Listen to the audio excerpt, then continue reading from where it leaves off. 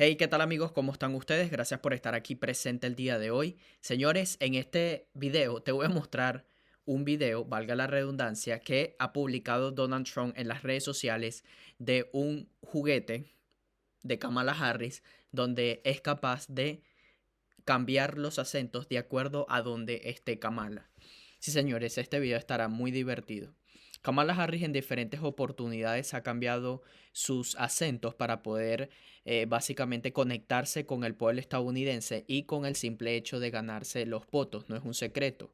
También tenemos aquí a Kamala cambiando el acento. Miren esto. Have you no for the suffering of other people? Have you no sense of purpose? Esta persona ha reaccionado al acento de Kamala Harris y quiero comentarte o quiero compartirte a continuación lo que él dice sobre ella. You know, empathy, man. Yes. You know, for the suffering of other people. Have you no sense of purpose? Have you no empathy, man? I'm Kamala. I'm Jamaican, man.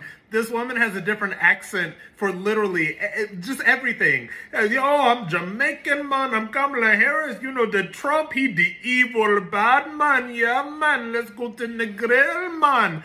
This woman is insane. We have seen her be British. We've seen her be French. We've seen her be down-home Southern. We've seen her try to be black. Now we got the Jamaican Kamala. Look, it's at the point right now where if you vote for this woman, you really do just like, if America does this, if we really make this woman president, we deserve whatever we're going to get. I'm sorry, we just do. Do you think that she's going to go to Putin and be like, hey, man, why you messing in them one Ukraine, man? This woman cannot be president. I can't do it. Sí, amigos. Kamala Harris también revela un nuevo acento latino. Yo también te amo. I love you back. I love you back. I love you back. I love you back. También, otro acento de Kamala. Escuchen este. Hold on. You know what? Here, hold on. Here's the thing. The courts are going to handle that. We're going to beat them in November. We're going to beat them in November. Okay? We'll beat them in November. We'll handle that. November. You know what? Here, hold on. Here's the thing. The courts are going to handle that. We're going to beat them in November. November. También tenemos otro acento de Kamala en Pensilvania. But not the government telling her what to do. Not a bunch of folks up at a state capitol telling her what to do. As though she doesn't know what's in her own best interest and they know better. Come on. Ahora, se ha publicado este video, señores, que les va a dar mucha risa, de un muñeco de Kamala Harris que puede cambiar de sonido dependiendo a dónde esté. Se llama Accent Switch Kamala. Who needs personality when you can switch who you are at the push of a button? It's Accent Switch Kamala. That's right. Oh, hello, young lady. Quite a marvelous day, innit? Why does she talk so weird? Let me play with her. Well, hey there, little nugget. I'm gonna be the first black female president of the United States of America. Man, this doll sucks. Accent Switch Kamala can emulate any accent you like, as long as it grants her credibility. A bonjour, tu aimes les croissants? Merde américaine. Guten Tag, Sie lieben ein Bratwurst? Ufta, ufta, ufta, da. Luke, I am your mother. It's Accent Switch Kamala. That's right. But wait, there's more. All new Accent Switch Kamala comes with 2 bags of campaign money, a blind eye for illegal immigration, and her own multi-laugh 3000 generator. Laugh in every way possible.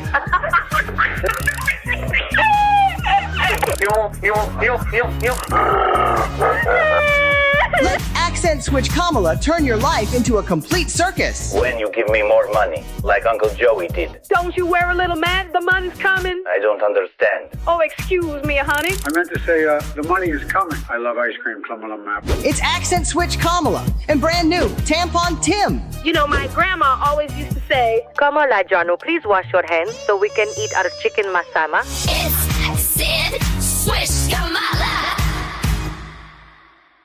Este es el nuevo acento de Kamala Harris, o el nuevo juguete de Kamala Harris que está en este momento en promoción en las redes sociales. Ahora, Kamala Harris estará presente el día de hoy. La vicepresidenta Kamala Harris se sentará con el presentador político principal Brett Baier para la primera entrevista formal de Fox News. La entrevista con Baier con Kamala se transmitirá el día de hoy. Sí, señores, la candidata presidencial demócrata Kamala Harris se sentará con el principal presentador político de Fox News, Brett Baier, para una entrevista el miércoles en Pensilvania. Será la primera entrevista formal de Harris en Fox News. Saldrá al aire en la edición del 16 de octubre del Special Report de este periodista a las 6 de la tarde, hora del este de los Estados Unidos. Sí, señores. El compañero de fórmula de Kamala Harris, el gobernador de Minnesota, Tim Walz, se unió a Fox News Sunday por segunda semana consecutiva el domingo, ya que la candidatura demócrata ha aumentado sus apariciones en los medios de comunicación en las últimas semanas. El Special Report se encuentra regularmente entre los programas más vistos en las noticias por cable y el popular segmento Common Ground, que presenta a líderes políticos de todos los partidos discutiendo los temas del día con el objetivo de encontrar un punto medio. Ha sido un éxito en el ciclo electoral.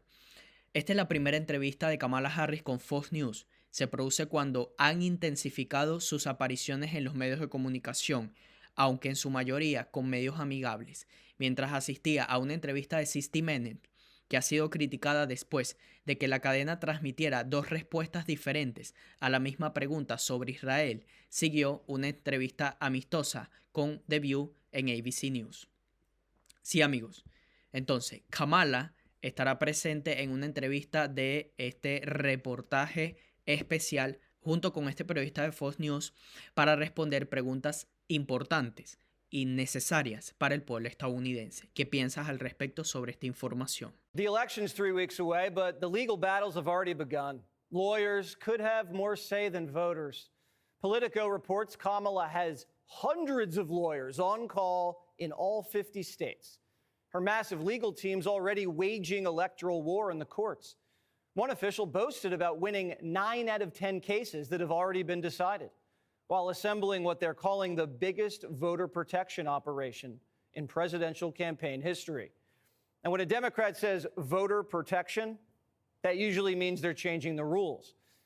This could throttle the swing states and cause us to lose even more faith in our elections.